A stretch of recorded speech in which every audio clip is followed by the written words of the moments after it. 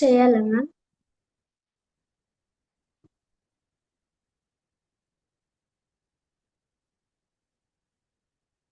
సమస్త గురుమండలి గురువులందరికీ అనేక నమస్కారములు.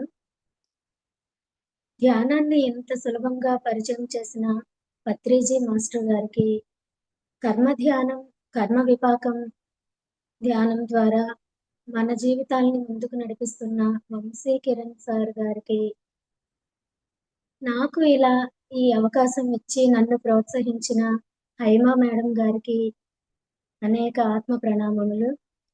ఈ క్లాస్ వింటున్న ప్రతి ఒక్క ఆత్మ బంధువుకి కూడా నా ఆత్మ ప్రణామములు. ఈరోజు మనం చెప్పుకోబోయే అంశం విష్ణు షోడశనామ స్తోత్రం. అయితే దానికంటే ముందు మనం దైవ అవతార రహస్యం గురించి కొంచెం తెలుసుకుందాం. అసలు అవతారం అంటే ఏంటి? భగవంతుడు భూమి మీదకు రావడం. అయితే భగవంతుడు భూమి మీదకి రావడం అనేది కర్మ వల్ల మనలాగా కర్మబంధాల వల్ల రారు. అతను కేవలం స్వేచ్ఛతో, సంకల్పంతో, లోకాల మీద ఉన్న అపారమైన కరుణతో జీవులను ఉద్ధరించడానికి మానవ రూపంలో ఈ భూమి మీదకి వస్తారు. భగవద్గీతలో శ్రీకృష్ణ పరమాత్ముడు చెప్తారు కదా, యదా యదా హి ధర్మస్య గ్లానిర్భవతి భారత అభ్యుత్థానమ ధర్మస్య తదాత్మానం సృజామ్యహం. ఈ లోకంలో ఎప్పుడెప్పుడు ధర్మానికి హాని కలుగుతుందో, అధర్మం పెరిగిపోతుందో అప్పుడు నన్ను నేను సృష్టించుకుంటాను, అంటే అవతరిస్తాను అని శ్రీకృష్ణ పరమాత్ముడు చెప్పారు. అలాగే అవతారం యొక్క లక్ష్యం ఏంటంటే ధర్మంలో ఉన్న వాళ్ళని రక్షించడం, అధర్మంలో అంటే చెడు మార్గంలో ఉన్న వాళ్ళని శిక్షించడం, సమాజంలో ధర్మ స్థాపన చేయడం అనేది చేస్తారు. అయితే ఈ అవతారం అనేది ఒక దైవ లీల. అది మన ఆత్మను మేల్కొల్పుతుంది. ఒక అవతారం అంటే మనం సొంతంగా ఈ సంసార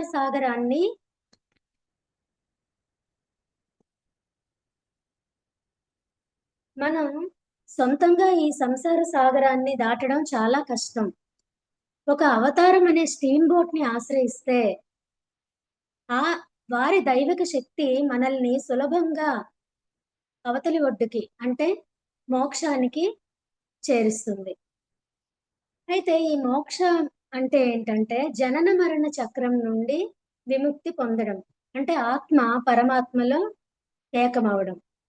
ఈ మోక్ష మార్గ సాధనాలు ఉన్నాయి. వాటిల్లో ప్రధానంగా జ్ఞానయోగం. జ్ఞానయోగం అంటే ఆత్మ పరమాత్మ తత్వాన్ని గురించి తెలుసుకోవడం. అంటే నేను శరీరం కాదు, ఆత్మ అని తెలుసుకోవడం. ఋషులు మునులు ఈ మార్గాన్ని అవలంబిస్తారు. అలాగే భక్తి యోగం. భక్తి యోగం అంటే భగవంతునిపై అచంచలమైన భక్తి విశ్వాసం కలిగి ఉండడం.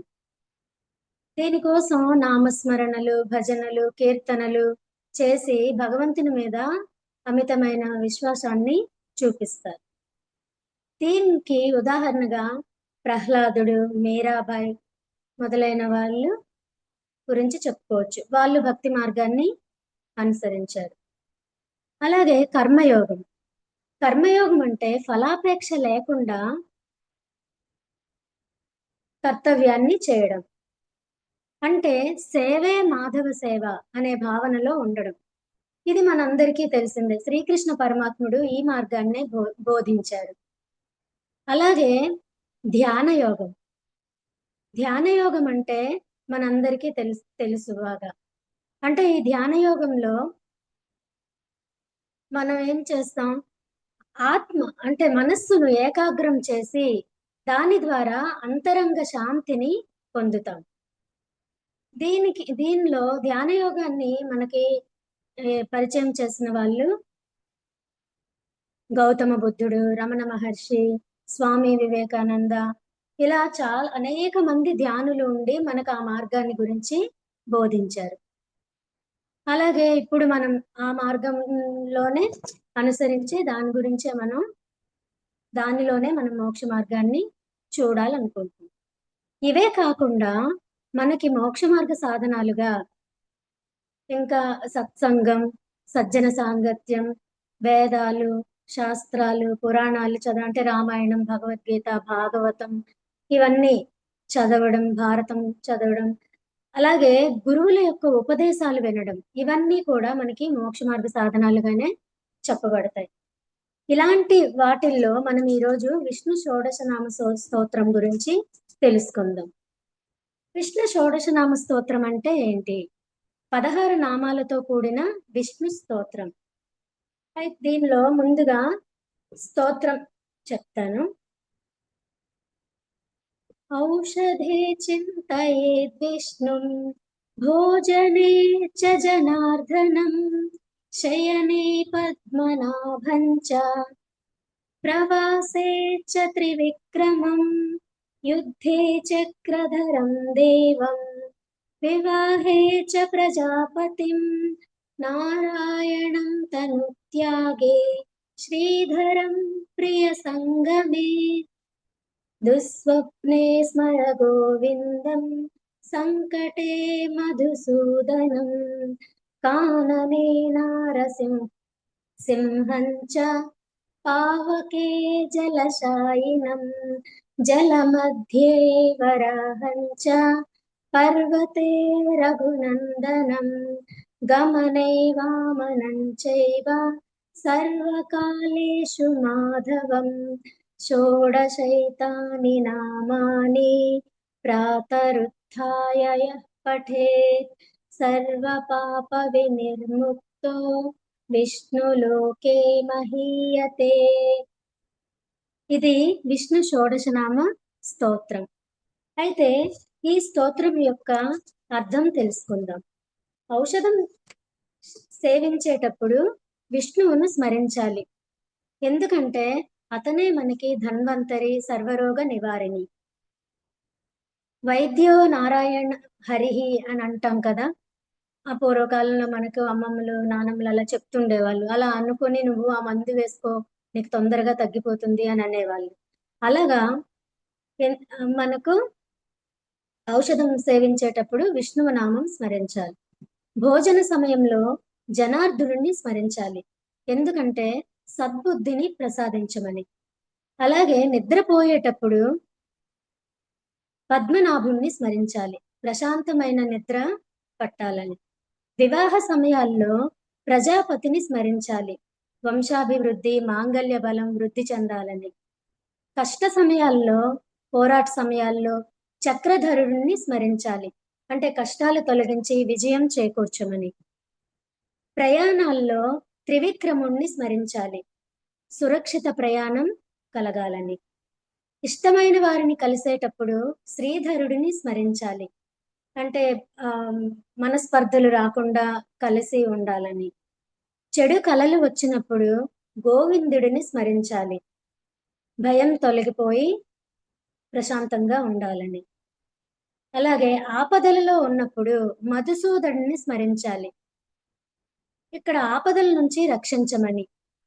ఇది దీనికోసం మనకి గజేంద్ర మోక్షంలో ఒక చిన్న కథ తెలుసుకుందాం. అంటే ఇది మనకి తెలిసినదే, మళ్ళీ ఒకసారి గుర్తు చేసుకుందాం. ఇప్పుడు గజేంద్ర మోక్షంలో అంటే ఏమవుతుందంటే, ఇంద్రద్యుమ్నుడు అనే పాండ్యరాజు అగస్త్యముని శాపం వలన ఏనుగుగా జన్మిస్తారు. అలాగే హుహు అనే గంధర్వరాజు దేవల ఋషి శాపం వలన మొసలిగా జన్మిస్తారు. ఈ ఏనుగు అనేది గజేంద్రుడుగా పిలుస్తారు.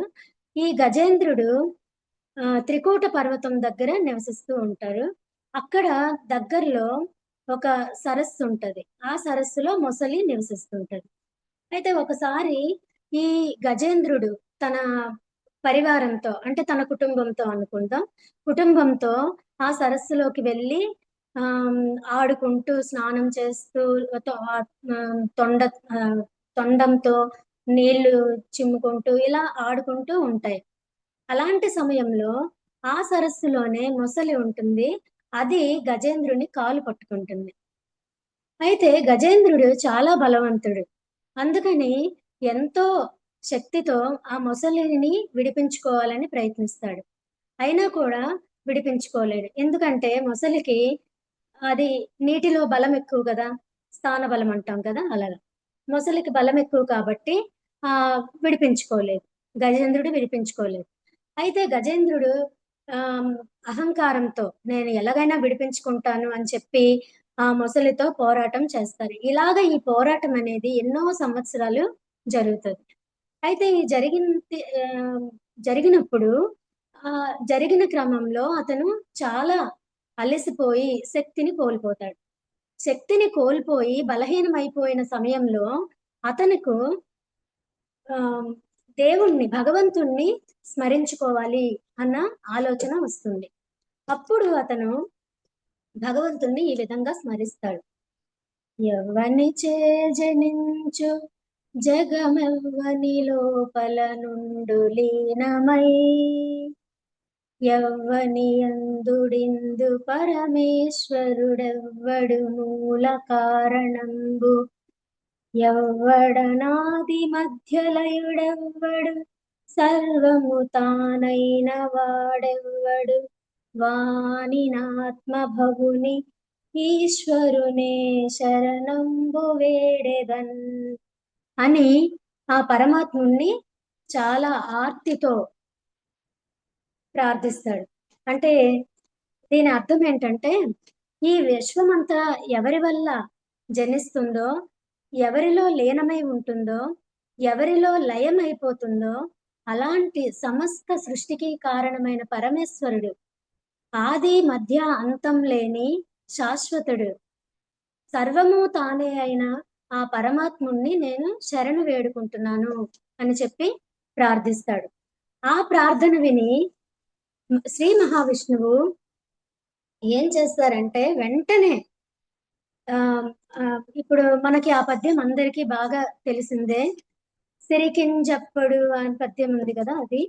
సిరికింజప్పడు శంఖ చక్ర యుగముంచేదోయి సంధింపడు ఏ పరివారంబును జీరడు అబ్రకబదింబన్నింపడు ఆ కర్ణికాంతరధమ్మిల్లము జక్కనొత్తడు వివాద ప్రోత్థిత శ్రీకుచోపరిచేలాంచములైన వీడడు గజ ప్రాణావనోత్సాహి అయి. అంటే ఆ మనకి భాగవతంలో పోతన ఆ ఈ గజేంద్ర మోక్షంలో ఈ పద్యముల గురించి చాలా బాగా చెప్పారు. అంటే శ్రీ మహావిష్ణువు స్వామి గజేంద్రుని మొర ఆలకించి ఎలా వస్తున్నారు అంటే సిరికి లక్ష్మీదేవికి చెప్పలేదు. అలాగే ఆ చుట్టూ పరివారంకి చెప్పలేదు. శంఖ చక్రములు పట్టుకోలేదు. అలాగే అబ్రకపతి అంటే గరుడ పక్షులకు రాజైన గరుడ వాహనము కదా స్వామికి ఆ గరుడ వాహనం కూడా పయనం చేయించలేదు. అలాగే తన కర్ణాల మీద పడుతున్న జుట్టును కూడా సవరించుకోవట్లేదు. అలాగే అమ్మ లక్ష్మీదేవి తాలూకా చీర కొంగు అతని చేతిలో ఉండిపోయింది. అది కూడా వదిలిపెట్టి రావాలని కూడా అతను మర్చిపోయారు. అలాగే వచ్చేసారు. అలాగా అతను వడివడిగా పరిగెడి రావడం వలన అతని వెనకే సిరి వెనక అలాగా వస్తూ అంటే ఏమంటాం పరివారము ఆ పరివారం అందరూ అలాగా వస్తూ వస్తూ కిందకి గజేంద్రుని దగ్గరికి వచ్చారు. అప్పుడు శ్రీ మహావిష్ణువు ఆ గజేంద్రుణ్ణి మొసలి బారి నుంచి అంటే మొసలిని సుదర్శన చక్రంతో చంపి గజేంద్రునికి రక్షణ కల్పించి మోక్షం ప్రసాదించారు. అంటే మాస్టర్స్ ఈ కథ ద్వారా మనం ఏమి అర్థం చేసుకోవచ్చు? మనకు భక్తితో సంపూర్ణ శరణాగతితో భక్తి విశ్వాసంతో మనము ఆ భగవంతుని ప్రార్థించినప్పుడు మనకు తప్పకుండా ఆ స్వామి దయ చూపిస్తారు అని దీనివల్ల మనకు తెలుస్తుంది. అలాగే అడవులలో ప్రయాణం చేసేటప్పుడు నారసింహుణ్ణి స్మరించాలి, రక్షణ కల్పించమని. జల మధ్య నీటి ప్రమాదంలో ఉన్నప్పుడు వరాహస్వామిని స్మరించాలి. వరాహస్వామి భూమిని నీటి నుండి ఉద్ధరించి ఎలాగైతే రక్షించారో అలాగే మనల్ని కూడా ఆ నీటి ప్రమాదం నుంచి రక్షించమని. అలాగే కొండలు పర్వత ప్రాంతాల్లో శ్రీరాముణ్ణి స్మరించాలి, అంటే ప్రయాస లేని ప్రయాణం జరిపించమని. అలాగే నడిచేటప్పుడు పనులు ప్రారంభించేటప్పుడు వామనుణ్ణి స్మరించాలి, ఆటంకాలు కలగకుండా ఉండాలని. ఏ సమయంలో ఎక్కడైనా ఎల్లప్పుడూ కూడా ప్రతి అడుగున మనము మాధవుణ్ణి స్మరించాలి. ఎప్పుడు ఎల్లకాలము నీవే నాకు తోడు అని అంటూ అతన్ని స్మరించాలి. ఇది విష్ణు షోడశనామ స్తోత్రం యొక్క అర్థము. ఇది మనము ప్రతిరోజు ఈ 16 నామాలను గుర్తు చేసుకుంటూ ఉంటే మనము విష్ణు చైతన్యాన్ని పొంది ఆ దివ్య శక్తిని పొంది మనము మోక్షాన్ని పొందగలము అని పురాణాల్లో చెప్పబడింది మాస్టర్స్. అయితే ఈ విష్ణు నామాలు ఉన్నాయి కదా 16, అవి ఎలా వచ్చాయి, వాటికి ఆ పేర్లు అనేది కొంచెం చెప్పుకుందాం. విష్ణువు విష్ణువు అనే పదము సంస్కృత మూలం విష్ అనే పదం నుంచి వచ్చింది. విష్ అనగా సర్వవ్యాపి, అంటే విశ్వమంతటా వ్యాపించి ఉన్నవాడు, కాబట్టి అతన్ని విష్ణువు అంటాం. అలాగే జనార్దన, జన అంటే ప్రజలు, ఆర్ధన అంటే అభ్యర్థన, ప్రజల యొక్క అభ్యర్థన విని వాళ్ళను కాపాడేవాడు అని జనార్దనుడు అని పేరు వచ్చింది. పద్మనాభుడు, విష్ణుమూర్తి సృష్టికి పూర్వం ఆదిశేషునిపై యోగ నిద్రలో ఉన్నప్పుడు అతన్ని నాభి నుండి పద్మము, ఒక దివ్యమైన పద్మము ఉద్భవించింది. ఆ పద్మము నుండి బ్రహ్మ జన్మిస్తారు, అతను సృష్టి చేస్తారు. సమస్త సృష్టికి కారణమైన వాడు కాబట్టి అతన్ని పద్మనాభుడు అంటారు. అలాగే ప్రజాపతి, ప్రజాపతి అంటే సమస్త జీవులను సృష్టించి వాళ్ళను కాపాడేవాడు, పాలించేవాడు, కాపాడేవాడు, అందుకని అతన్ని ప్రజాపతి అంటారు. అలాగే చక్రధరుడు, తన సుదర్శన చక్రంతో అసురులను సంహరించి లోకంలో ఉండే జీవులన్నిటికీ రక్షణ కల్పించేవాడు కాబట్టి అతన్ని చక్రధరుడు అంటారు. త్రివిక్రముడు, త్రివిక్రముడు అంటే త్రి అంటే 3, విక్రమ అంటే అడుగు. 3 అడుగులతో అతను భూమి, ఆకాశం, పాతాళ లోకాలను ఆక్రమించారు. అది ఎలా అంటే మహాబలి అనే రాక్షసుడు చాలా శక్తిమంతుడుగా ఉండి 3 లోకాలను పాలించేవాడు. అందుకని దేవతలందరూ భయపడి విష్ణువు దగ్గరికి వెళ్ళి ప్రార్థించారు. అప్పుడు విష్ణువు వామన అవతారం, అంటే మరుగుజ్జు అవతారం, అంటే వామన అవతారం, చిన్న బాలుడి అవతారం. ఆ అవతారంలో బలిచక్రవర్తి దగ్గరికి వెళ్ళి నాకు 3 అడుగుల నేల దానం కావాలి అని చెప్పి అడుగుతారు. అలాగ అడిగేటప్పుడు ఆ బలిచక్రవర్తి వెంటనే ఒప్పుకుంటారు.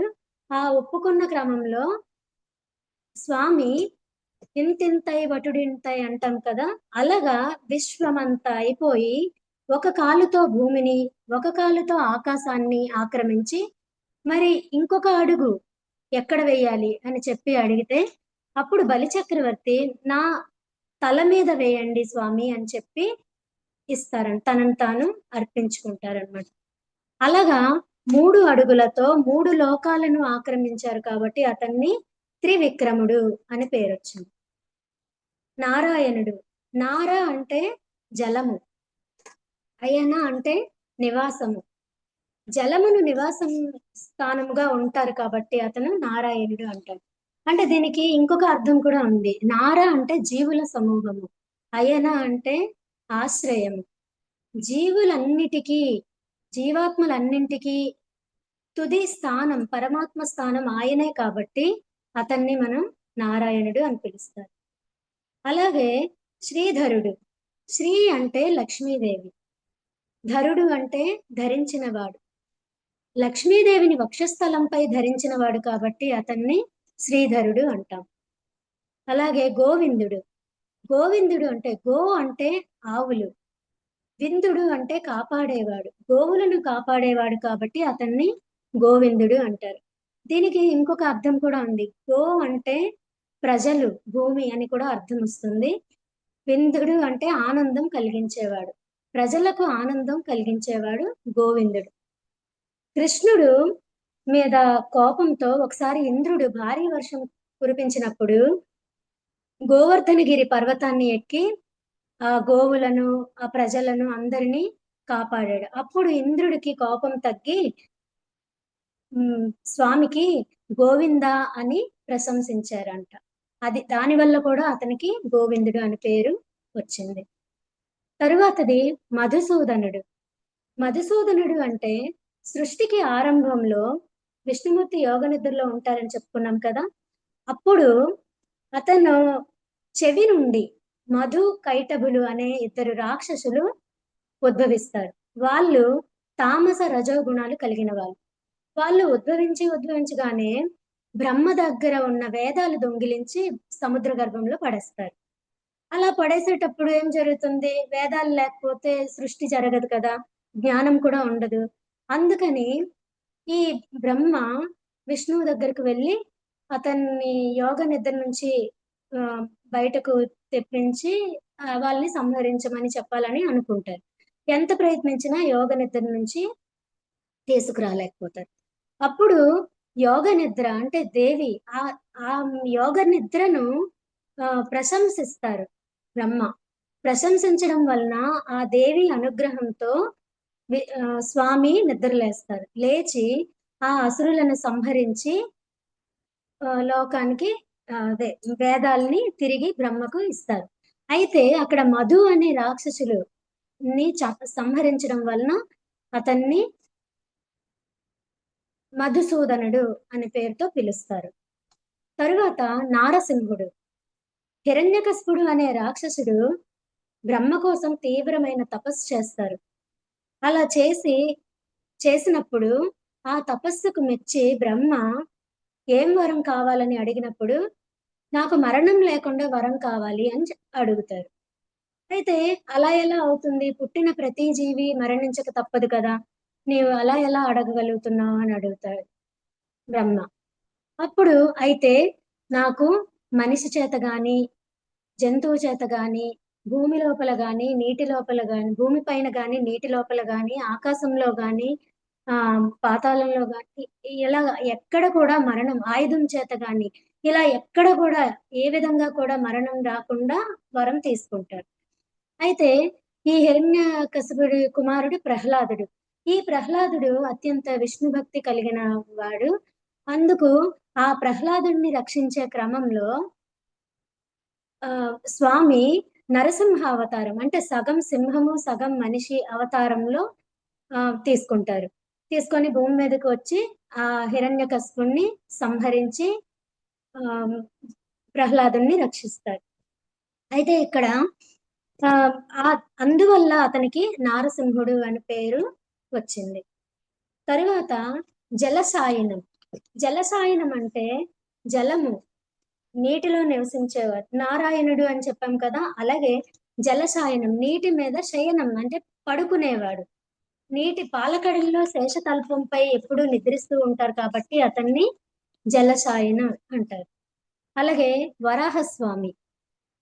వరాహస్వామి అని ఎందుకంటారంటే హిరణ్యాక్షుడు అనే రాక్షసుడు భూమిని తీసుకెళ్లి రసాతలంలో అంటే నీటిలో సముద్ర గర్భంలో దాచేస్తాడు. అప్పుడు విష్ణుమూర్తి వరాహ రూపం అంటే పంది రూపంలో ఆ సముద్ర గర్భంలోనికి వెళ్ళి అక్కడి నుంచి భూమిని పైకి తీసుకొచ్చి తరువాత ఆ రాక్షసుని సంహరిస్తారు. అందుకే ఆ స్వామిని వరాహస్వామి, వరాహమూర్తి అని పేరుతో పిలుస్తారు. తరువాత రఘునందనుడు. రఘువంశానికి ఆనందాన్ని ఇచ్చినవాడు ఎవరు? రాముడు. అందుకు రాముణ్ణి అదే రాముని రూపంలో ఉన్న స్వామిని రఘునందనుడు అంటారు. రాముడు ధర్మాన్ని కాపాడి ప్రజలకు ఆదర్శంగా నిలిచి తన గుణాలతో రఘువంశానికి ఎనలేని కీర్తి తీసుకొచ్చారు. తరువాతది వామనుడు. వామనుడు చెప్పాం కదా బలి చక్రవర్తి గురించి. ఆ బలి చక్రవర్తి అహంకారాన్ని అణచి ఇంద్రుడికి స్వర్గలోకాన్ని తిరిగి ఇవ్వడానికి ఈ అవతారం ఎత్తవలసి వచ్చింది స్వామి. తరువాత మాధవుడు. మా అంటే లక్ష్మీదేవి, ధవుడు అంటే భర్త.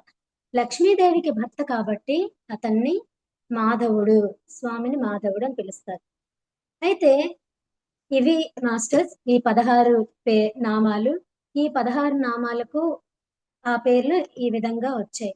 అయితే ఈ స్తోత్రం మనకు నేర్పేది కేవలం భక్తి మాత్రమే కాదు. ఇలాంటి స్తోత్రాలు మనం నిత్యము పఠించడం వలన మనకు ఆత్మవిశ్వాసం, మానసిక బలం, ఒత్తిడి లేకపోవడం, ప్రశాంతంగా ఉండడం, ఇవన్నీ ఉంటాయి. ఎప్పుడు ఎరుకతో ఉండడం ఇవన్నీ చేయగలుగుతాం. అయితే ఈ మానసిక అంటే స్తోత్రము పఠించడం వల్ల మానసిక ప్రశాంతత, ఆత్మస్థైర్యం ఎలా వస్తాయి అని మనకు అనిపించవచ్చు. దానికోసం ఒక చిన్న కథ చెప్పుకుందాం. మాస్టర్స్ ఇది నిజంగా రియల్ గా జరిగిన స్టోరీ. ఏంటంటే అనంతపురం జిల్లాలో 24 ఏళ్ల అమ్మాయి భాగ్యలక్ష్మి అనే ఆమెకు బ్రెయిన్ ట్యూమర్ అనేది వచ్చింది. డాక్టర్స్ దగ్గరికి వెళ్తే వాళ్ళు ఇది బ్రెయిన్ ట్యూమర్ అమ్మ, చాలా ప్రాణాంతకమైనది, దీనికి వెంటనే ఆపరేషన్ చేయాలి అని చెప్తారు. అయితే ఈ ఆపరేషన్ చేయడానికి ముందు టెస్ట్‌లన్నీ చేస్తారు గదా! అలా టెస్టులు చేసేటప్పుడు అక్కడ ఇంకో పెద్ద ప్రాబ్లమ్ వాళ్ళకి కనిపించింది డాక్టర్స్‌కి. అదేంటంటే ఇప్పుడు ఈ ట్యూమర్ అనేది ఆహ్, ఆమెకు మనం మాట్లాడే నెర్వ్స్ ఉంటాయి గదా! ఆ నెర్వ్స్‌కి, అలాగే మన బాడీ కదలికలు ఉండే నెర్వ్స్‌కి దగ్గరలో ఉంది. అయితే అలా ఉండడం వలన ఎనస్థీషియా ఇచ్చి ఆపరేషన్ చేస్తే ఆ మత్తుమందు ప్రభావం వల్ల ఆ భాగాలు పూర్తిగా దెబ్బతినే అవకాశం ఉంటది. అందుకని డాక్టర్స్ ఏం చేశారంటే బాగా ఆలోచించి ఎవే క్రానియోటమీ అంటే ఏంటంటే స్పృహలో ఉండగానే ఆపరేషన్ చేయాలి అనే నిర్ణయానికొచ్చారు. అలా ఎలా కుదురుతుంది? స్పృహలో అంటే మెదడులో కత్తులతో కోస్తూ ఉంటే స్పృహలో ఉంటూ ఎలాగ భరించడం? ఈ విషయాన్ని ఆమె దగ్గరకు వెళ్లి తన పరిస్థితినంతటిని వివరించారు. అలా వివరించేటప్పుడు ఆమె వెంటనే ధైర్యంతో సరే డాక్టర్స్ చేయండి. నేను తప్పకుండా మీకు సహకరిస్తాను అని చెప్పారు ఆమె. అయితే ఈ ఆపరేషన్ చేస్తున్నంత సేపు ఇంకోటి ఆపరేషన్ చేస్తున్నంత సేపు స్పృహలో ఉండటమే కాదు, మాట్లాడుతూ ఉండాలి. ఎందుకంటే మాటల నెర్వ్స్‌కి దగ్గరలో కదా ఉంది. అందుకు మాట్లాడకపోయినా కూడా ఆ భాగం దెబ్బతింటది. అందుకని మాట్లాడుతూ ఉండాలి. అంటే కాన్షియస్‌లో ఉండాలన్నమాట అలాగా. అయితే ఆపరేషన్ చేస్తున్నంత సేపు ఆమె ఏం చేశారంటే హనుమాన్ చాలీసాను పఠించారు. ఆపరేషన్ గంటన్నర పాటు జరిగింది. ఆ సమయం అంతా కూడా మొదలుపెట్టిన దగ్గర నుంచి పూర్తయ్యే వరకు హనుమాన్ చాలీసా అలాగ రిపీటెడ్‌గా చదువుతూనే ఉన్నారు. అలా చదవడం వల్ల ఆహ్, ఆమెకు ఆపరేషన్ చేసిన బాధ తెలియలేదు అని చెప్పారు ఆ తర్వాత. అయితే ఆపరేషన్ సక్సెస్ అయింది. ఇప్పుడు ఆమె పూర్తి ఆరోగ్యంతో ఉన్నారు. అయితే ఇక్కడ మనము ఈ కథ నుంచి నేర్చుకోవాల్సిందేంటి? సమస్య ఎంత పెద్దదైనా కూడా దాన్ని విశ్వాసంతో, దైవ చింతనతో దాన్ని మనం సాధించొచ్చు. అంటే ఇప్పుడు ఆమె కత్తులతో కోస్తూ ఉన్నా కూడా దైవనామ స్మరణతో ఆ విధంగా చేయడం వలన ఎంతగా ఆహ్, సహకరించారు డాక్టర్స్‌కి. వాళ్ళు కూడా చాలా ఆశ్చర్యపడిపోయారు. ఇలా ఎలా చేయగలుగుతున్నారు అని. అది నిరంతరం భగవంతుణ్ణి స్మరించడం వల్లనే అది సాధ్యమైంది. తరువాత ఇలాగా భగవంతుడిని మనం నిరంతరం ఆహ్, స్మరించడం వల్ల, ఎరుకతో ఉండడం వలన, ఏ పని చేసినా అది భగవంతునికే అంకితం చేస్తూ చేయడం వలన, మనకు ప్రశాంతత అనేది, ఒత్తిడి లేకుండా ఉండడం అనేది జరుగుతుంది. అలాగే భగవంతుడు నిజంగా ఉన్నాడా? లేదా? అని మ కొన్నిసార్లు నమ్మము. కానీ ఎవరో చెప్తే, ఆ! వాళ్ళు చెప్పారు కదా! నమ్ముదాంలే అని అనుకుంటాం.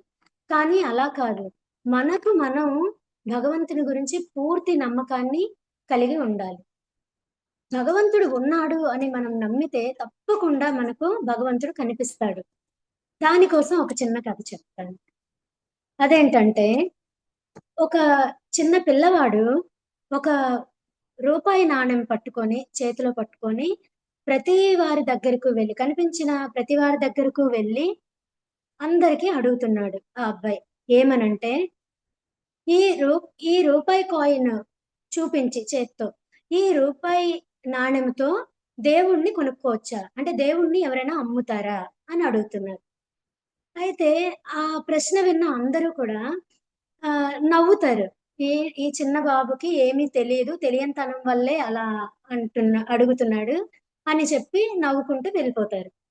అయితే అలాగా కనిపించిన వాళ్ళందరిని అడుగుతూ అలా వెళ్తూ చివరకు అక్కడ ఒక ఆహ్, పెద్దాయన అంటే ముసలతను ఒక చెట్టు దగ్గర కూర్చొనుంటారు. అతని దగ్గరికి వెళ్తాడు. వెళ్ళి తాతగారు ఈ రూపాయితో నాకు దేవుడిని అమ్ముతారా ఎవరైనా? మీకు తెలుసా?" అని అడుగుతాడు. అయితే అప్పుడు అతను ఆ బాబుని దగ్గరికి తీసుకొని "ఎందుకు నాయనా నీకు దేవుడిని ఎందుకు కలవాలనుకుంటున్నావు? ఏంటి, ఏంటి ప్రాబ్లమ్ నీకు?" అంటాడు. అయితే అప్పుడు ఆ పిల్లవాడు వెంటనే చాలా ఏడుస్తాడు. ఇంకా వెక్కి వెక్కి ఏడుస్తూ ఉంటాడు. అయితే ఏడ్చిన తర్వాత కొంతసేపయ్యాక ఏడుపాపి, "మా అమ్మకు ఒంట్లో బాలేదు. ఆరోగ్యము బాలేదు. అందుకు హాస్పిటల్‌లో ఉంది. డాక్టర్స్ ఏమో ఆపరేషన్ చేయాలి. డబ్బులు కావాలనన్నారు. అయితే చేయండి స్వామి అంటే, డబ్బులు లేకపోతే చేయము. ఆ దేవుడే కాపాడాలి మీ అమ్మని అని చెప్పారు. అందుకు దేవుడిని నేను తీసుకొనెళ్తే అతనే కాపాడతాడు కదా! అని నేను దేవుడిని కొనుక్కోవాలనుకుంటున్నాను అంటాడు. అయితే ఆహ్, వృద్ధుడేమో సరే అయితే నీ దగ్గరున్న నాణెం నాకిచ్చేసేయి అని చెప్పి నాణెం తీసుకొని, ఆ బాబుకి ఒక గ్లాస్‌తో కొంచెం మంచి నీళ్లు ఇస్తాడు. ఇచ్చి వీటిని మీ అమ్మతో తాగించు. అంతా దేవుడే చూసుకుంటాడులే అని చెప్తాడు. సరే అని ఆ బాబు ఆ గ్లాస్‌తో నీళ్లు పట్టుకొనెళ్ళి వాళ్ళ అమ్మతో తాగిస్తాడు. రాత్రి గడిచిపోతుంది. ఆ రాత్రి ఆ బాబు పడుకొని పోతాడు అలా అయిన తర్వాత. అయిపోయిన తర్వాత పొద్దున్న బాబుకి ఒక అద్భుతం కనిపిస్తది. ఏంటంటే డాక్టర్స్ ఒస్తారు ఆ బాబు దగ్గరికి. వచ్చి ఆహ్, "బాబు మీ అమ్మకు ఆపరేషన్ జరిగింది.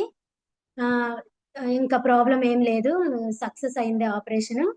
ఆహ్, ఎ నువ్వు ఒక 5, 6 గంటల తర్వాత అమ్మని చూడొచ్చు. స్పృహలోకొస్తదని" చెప్తారు. అయితే బాబు చాలా సంతోషిస్తాడు. సంతోషించిన తర్వాత ఒక 5, 6 గంటల తర్వాత వాళ్ళమ్మ స్పృహలోకొస్తది. వచ్చిన తర్వాత డాక్టర్స్ ఏం చేస్తారు, ఆ హాస్పిటల్ బిల్స్ ఆమెకు చూపిస్తారు. చూపిస్తే ఆమె షాక్. చాలా ఎక్కువ బిల్ అవుతది. అయితే ఆహ్, ఆహ్, డాక్టర్స్ నేనెలాగా చేయగలను, ఇవన్నీ ఎలాగా నేను మీకు బిల్ పే చేయగలను అని అంటదావిడ. అయితే అప్పుడు ఆ డాక్టర్ చిన్నగా నవ్వి, "మీరు కంగారు పడకండమ్మా. ఈ మీ హాస్పిటల్ బిల్లు మొత్తం అంతా కూడా నిన్న రాత్రి ఒక ముసలతను వృద్ధుడొచ్చి దాన్ని కట్టేశారు. కట్టేసి మీకు ఈ లేఖ ఇమ్మన్నారు" అని చెప్పి ఒక చిన్న లేఖ ఆమెకిస్తారు. ఇస్తే ఆమె ఆ లేఖ తీసి చదువుతది. చదివేటప్పుడు అందులో ఏం రాసుంటదంటే, "ధన్యవాదములు. నాకు కాదు, మీ బాబుకు చెప్పండి. ఒక్క రూపాయి నాణెం పట్టుకొని భగవంతుడి కోసం దేవుణ్ణి వెతికే సాహసం చేసిన ఆ బాలునికి మనం కృతజ్ఞతలు చెప్పాలి. ఎందుకంటే దేవుడు ఉన్నాడో లేడో తెలియదు ఆ బాలుడికి. కానీ ఉన్నాడన్న నమ్మకంతో అంతా వెతికాడు. ఆ బాలుడికి ఫలితమైతే దొరికింది అని చెప్పి అందులో రాసుంటది. ఆహ్, ఇది ఈ కథ వల్ల మనం ఏం తెలుసుకోవచ్చు మాస్టర్స్? అంటే ఇప్పుడు మన విశ్వాసమే మనకు ఆ ప్రమాదం నుంచి రక్షిస్తది. అంటే మనకి ఏదైనా పెద్ద సమస్యొచ్చినప్పుడు దేవుడు ఉన్నాడు అన్న నమ్మకంతో మనం దాన్ని ఆహ్, హ్మ్. అంటే దాన్ని చేసుకోవాలి. అంటే దాన్ని పరిష్కరించుకోవాలి. ఇలా జరగాలంటే మనం ఎప్పుడూ కూడా మంచి మార్గంలో నడవడానికి ప్రయత్నించాలి. మనం ముందుగా చెప్పుకున్నాం కదా!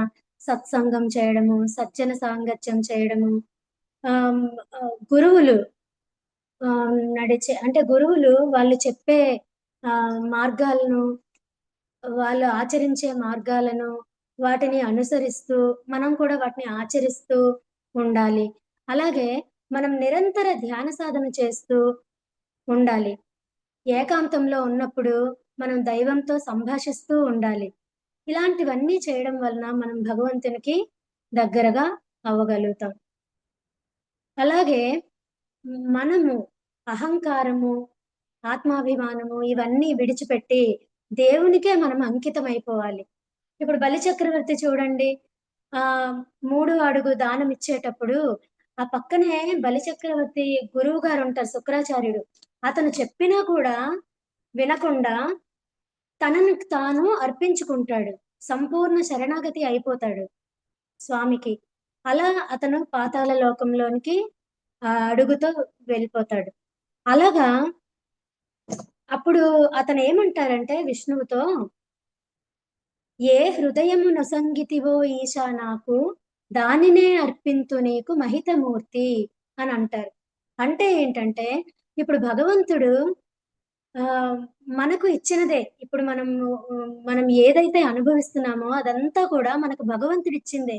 కానీ మనం ఏదైనా ఎవరికైనా ఇచ్చేటప్పుడు అది మనది ఇస్తున్నట్టు భావిస్తాం. అలా చేయకూడదు అని చెప్పి మనకి ఈ భావం మనకి తెలియచెప్తున్నారు.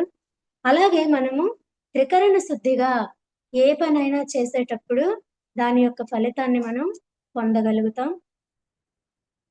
అలాగే మనం ఈ విష్ణు చైతన్యం యొక్క దివ్య శక్తిని పొందడానికి నిరంతర ధ్యాన సాధన చేస్తూ, ఎరుకతో ఉంటూ, ధర్మ మార్గంలో పయనించాలని కోరుకుంటూ, నాకు ఈ మహదవకాశాన్ని ఇచ్చిన హైమా మేడం గారికి అనేక ధన్యవాదములు తెలుపుకుంటున్నాను.